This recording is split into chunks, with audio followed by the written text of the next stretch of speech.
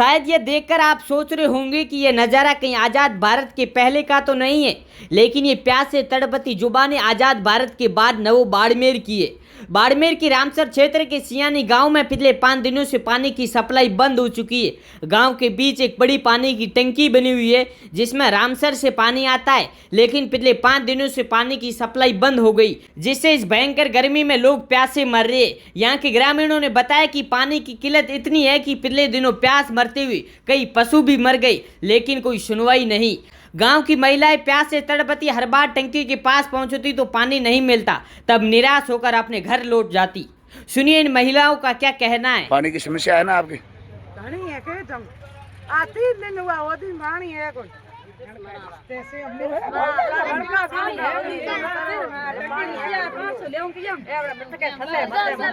ये देखो सुबह से कुत्ते पानी लेके ये होती है, इसमें पानी की बहुत ही समस्या है। नलका दियो घरों घर पानी डूब के 1000 रुपया टकी गरीब मारू लियाऊं किया में धन मरे तेरे से गाय बकरे बच्चा तेरे से मरे स्नान भी गर्मी कैसे कराए हम क्या है पानी हमें नलका दो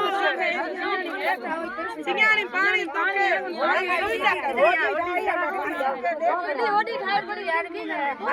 पानी सुविधा करो नलका दियो घरों घर 700 रुपया ये इतनी बड़ी होती है। पानी हाँ,